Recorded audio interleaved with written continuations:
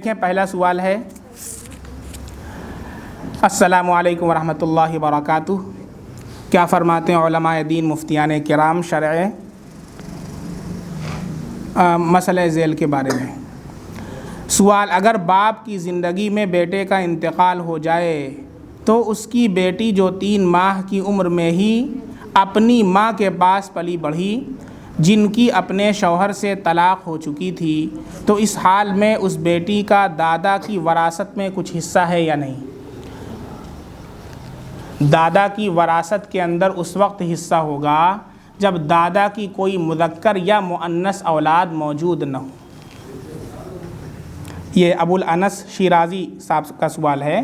تو ابو الانس شیرازی صاحب، دادا کی وراثت میں پوتی کا یا پوتے کا حصہ اس وقت ہوگا جب دادا کی کوئی مذکر یا مؤنث اولاد موجود نہ ہو، اور اگر ہے مذکر یا مؤنث اولاد تو اس صورت میں پوتا یا پوتی محروم ہو جائے گی، چونکہ شریعت کے اندر وراثت میں جو اعتبار کیا گیا ہے وہ قرب کا اعتبار کیا گیا ہے۔ سب سے پہلے وراثت اس کو ملے گی جو اقرب ہوتا ہے، تو اقرب کی موجودگی میں ابعد محروم ہو جاتا ہے۔ جیسے بیٹا یہ زیادہ قریب ہے اور پوتا یہ اس سے دور ہے، تو جب بیٹا موجود ہے تو پوتا محروم ہو جائے گا۔ اب اگر کوئی نہیں ہے، دادا کی کوئی اولاد نہیں ہے، نہ بیٹا ہے نہ پوتا ہے، نہ کوئی اس کی کوئی اولاد، نہ مذکر نہ مؤنث، تو اب اس کا سارا اس کے بعد والے کو جائے گا، پوتے کو جائے گا، پوتی کو جائے گا۔ ٹھیک ہے؟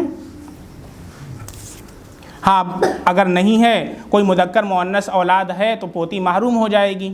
تو اس صورت کے اندر جو ورثہ ہیں ان ورثہ کو چاہیے کہ اخلاقی طور پر، اگر پوتی جو ہے وہ یتیم ہے یا اس کے باپ نہیں ہیں، تو اخلاقی طور پر اس کے لیے کچھ حصہ اپنی طرف سے مقرر کر دیں۔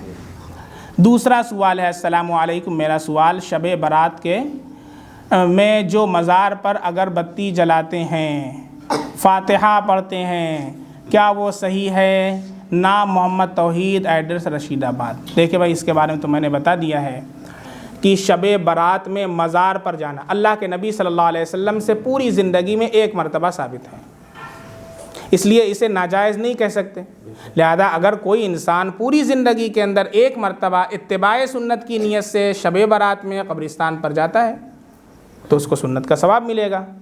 لیکن جیسا ماحول چل رہا ہے کہ ہر سال جماعت کی شکل میں جانا، اور باقاعدہ وہاں پہلے سے میلہ لگا رہتا ہے، اور وہاں جا کر کے اگربتی پہلے سے ترنگا والی ایک ڈبہ، کیونکہ کھوسنا ہے، اس کے بغیر تو فریضہ ادا نہیں ہوگا۔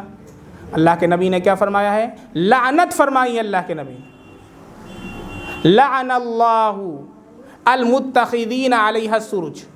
اللہ کے نبی نے اللہ نے لعنت فرمایا، اللہ لعنت فرمائے کس کے اوپر؟ جو قبروں کے اوپر چراغ جلاتے ہیں، اگربتی جلاتے ہیں، آگ جلاتے ہیں، اللہ کی ان کے اوپر لعنت ہے۔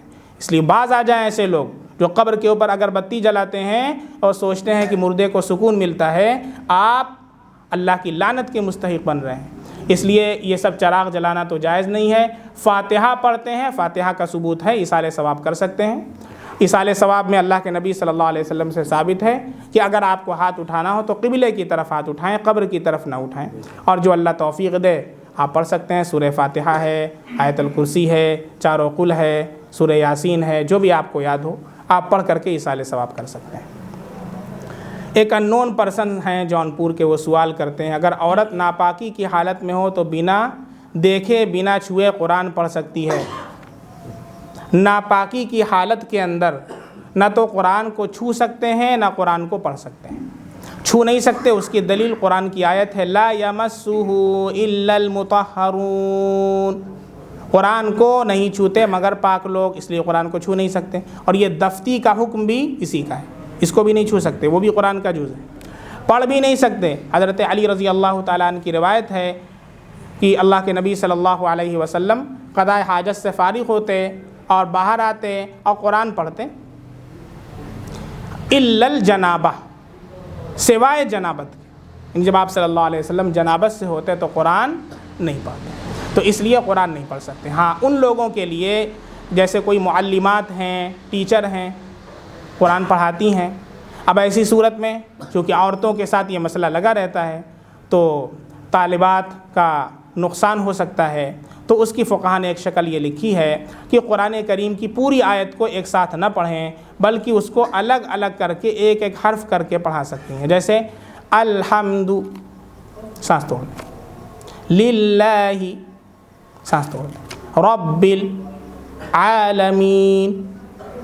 ایسے اسی طریقے سے جو بچیاں حافظ قرآن ہیں، جنہوں نے حفظ مکمل کیا ہے، اور اگر وہ قرآن کا تکرار نہ کریں، قرآن کو ریوائز نہ کریں تو ان کے بھولنے کا اندیشہ ہے. تو اس کی شکل یہ لکھی ہے کہ جب وہ ایسی حالت میں ہوں، MC کے حالت میں ہوں، تو کسی کپڑے سے وہ قرآن کریم کو کھول کر کے بیٹھ جائیں کہ ہاتھ نہ لگائیں، اور دل کے اندر وہ قرآن کریم کو ریوائز کریں، یا اس طریقے سے ریوائز کریں دل میں، اور جہاں بھولیں وہ کسی کپڑے سے یا کسی استر، کسی ایسے پردے سے کہ جو ان کے کپڑے کا حصہ نہ ہو، اس سے قرآن کریم کو کھول کر کے دیکھ سکتی ہیں.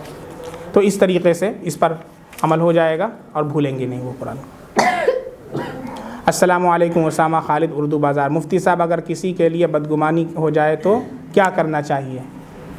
دیکھیں بھائی، اللہ کے نبی صلی اللہ علیہ وسلم کا ارشاد ہے، مومنوں کے بارے میں اچھا گمان رکھو، ایمان والے کے بارے میں اچھا گمان رکھو.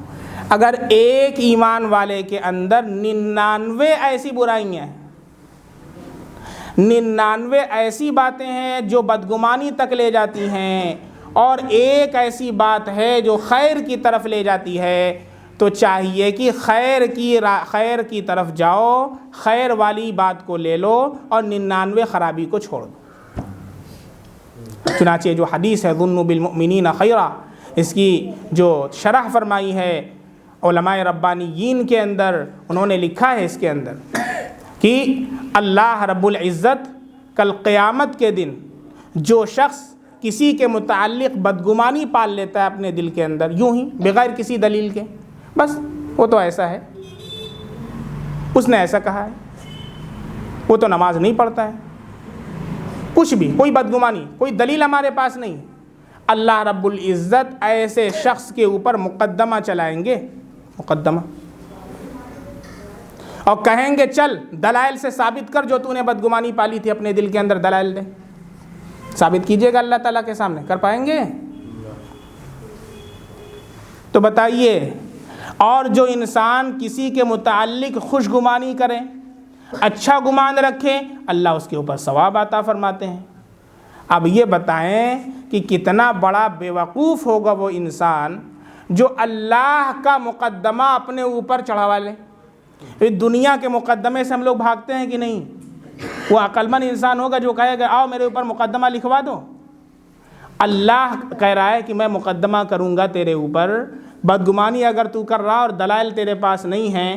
کتنا بیوقوف انسان ہوگا جو کل قیامت کے دن یہ اللہ کے مقدمے کے لیے تیار ہے اور بدگمانی پال رہا ہے.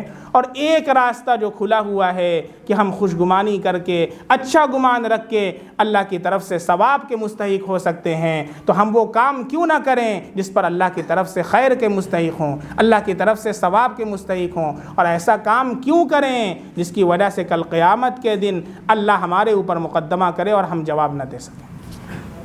اللہ ہماری حفاظت فرمائے. اس لیے بدگمانی سے ہم بچنے والے بنیں. اس کے علاج کے لیے جس سے بدگمانی ہو جائے، دن میں 3 مرتبہ ہر کام کو چھوڑ کر کے تھوڑا سا علیحدہ ہو جائیں، مسجد کے اندر چلے جائیں، کوئی آپ کا روم ہے علیحدہ وہاں چلے جائیں، اور وہاں سب سے پہلے تو اللہ رب العزت نے جو وعید بتائی ہے، اللہ کے نبی صلی اللہ علیہ وسلم نے جو وعید بتائی ہے، ہم اس وعید کو اپنے دلوں کے اندر سوچیں، اور پھر اس کے بعد اللہ سے دعا کریں کہ اے اللہ میرے دل کو پاک صاف فرما دے، ہمارے بھائی کے تعلق سے جو میرے دل میں بدگمانی ہے اللہ تو اسے نکال دے اور مجھے اس کے متعلق حسن ظن رکھنے والا بنا دے.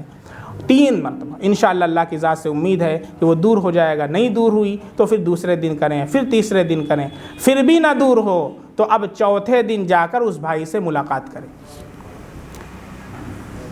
یہ سب روحانی بیماری کا علاج بتایا جا رہا ہے. بخار کی دوا ڈاکٹر کے ہاں ملے گی، بدگمانی کی دوا نہیں ملے گی. بدگمانی بھی پالیں گے، نماز بھی پڑھیں گے، حرام دل کے اندر ہے تو ایسے ہی ہوگا دودھ کے اندر پیشاب مل گیا.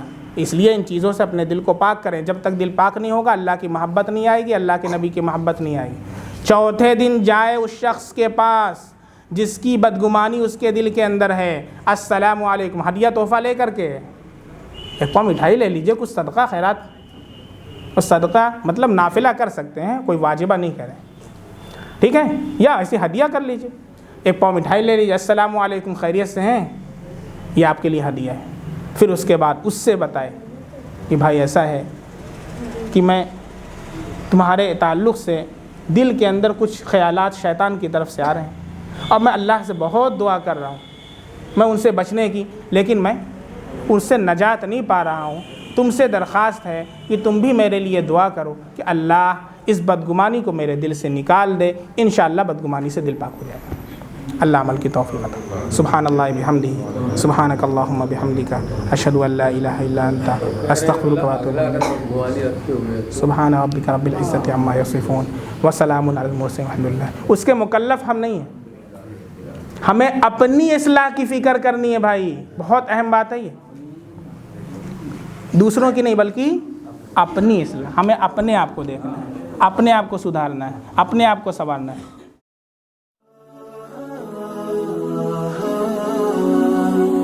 ha ha ha